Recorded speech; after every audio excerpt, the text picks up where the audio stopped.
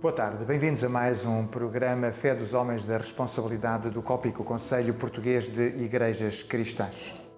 Estamos a viver este período de pandemia, já estivemos em estado de emergência, de contingência, voltámos a uma certa normalidade na anormalidade e estamos normalmente a correr o risco de entrar em contingência.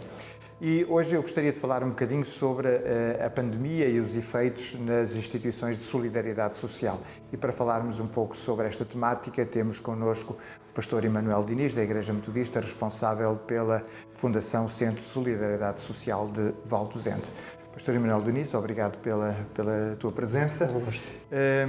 Este tempo da pandemia foi um tempo de muita perturbação, certamente, para as instituições. Mas creio que não foi só apenas um tempo de perturbação, também alguma coisa sempre de positivo nós tiramos mesmo das situações de emergência. Mas talvez começando um bocadinho pelo lado mais negativo. O que é que mais afetou as instituições?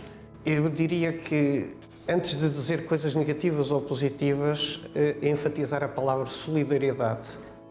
A solidariedade é sempre necessária, mas em momentos de crise, em momentos de dificuldade para as pessoas, a solidariedade tem uma oportunidade da excelência de vir ao de cima. O que há de melhor no ser humano pode vir ao de cima.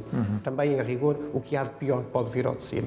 Mas, portanto, é uma oportunidade de fazer rigorosamente aquilo a que somos chamados. Somos chamados a quê? A terem atenção às pessoas, a terem atenção às suas circunstâncias e a fazer tudo o que for possível para que a sua vida tenha bem-estar, tenha o suficiente, tenha o necessário.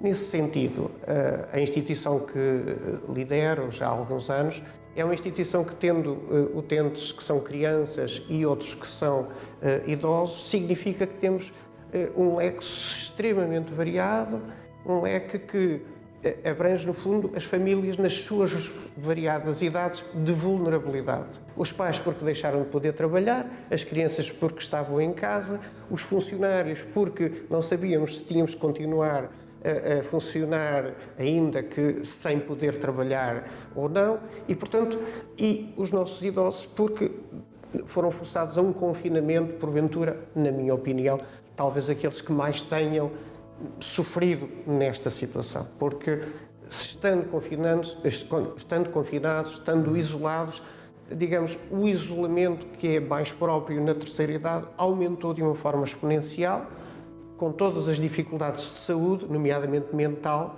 mas, portanto, a cada coisa uma resposta.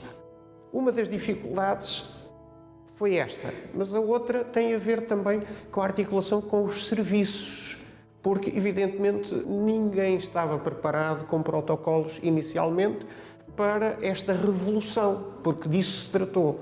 De repente, de um dia para o outro, o confinamento obrigou a medidas laborais.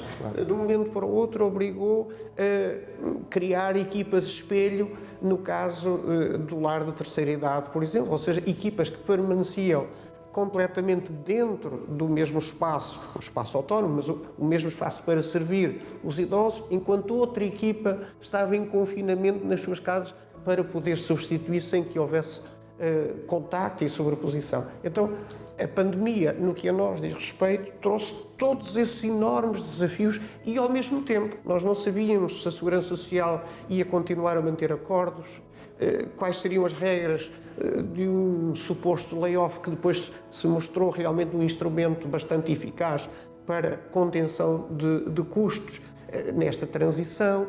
Portanto, eu diria que houve, acima de tudo, muita apreensão, muita dificuldade, mas, ao mesmo tempo, a nossa, vamos dizer, a nossa preparação para nos adaptarmos a um novo contexto, ela foi acontecendo paulatinamente e diria que, no essencial, fizemos uma transição relativamente suave, tanto quanto nos foi possível. E que aspectos positivos? Há aspectos positivos? Há aspectos positivos, desde logo a possibilidade daqueles, por exemplo, que estavam em teletrabalho, terem mais tempo a pensar. E aqueles que tinham uma posição de liderança serem obrigados a pensar, porque tinham que decidir e decidir rapidamente de forma coordenada.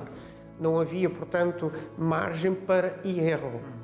E isso obrigou, digamos, a apurar os sentidos, a apurar a nossa tentativa de servir cada vez melhor, mais e melhor. Um dos aspectos interessantes que Foucault é a questão da articulação também com a segurança social e de toda esta incógnita. Certo. Eu sei que, por exemplo, neste momento há, após este período de confinamento e de maior pressão, há hoje um ajustar, por exemplo, das participações da segurança social aos protocolos, não levando em atenção aquilo que foram as regras que a DGS nos obrigou as instituições a tomar, no sentido, por exemplo, de não ter o número de utentes completos. Acha justo? Eu diria que é sempre uma situação difícil. No nosso caso, os nossos protocolos, todos eles são de respostas típicas.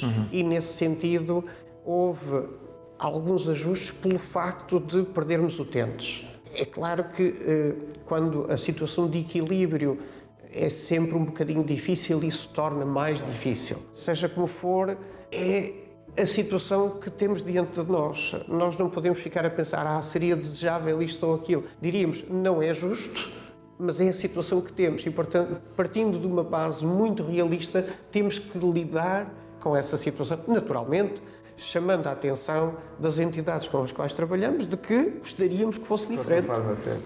Telegraficamente, as instituições estão preparadas para o que aí vem ainda? Eu diria que não temos alternativa. Não é? E uma instituição que tem por referência o Evangelho, por referência tem que estar preparada.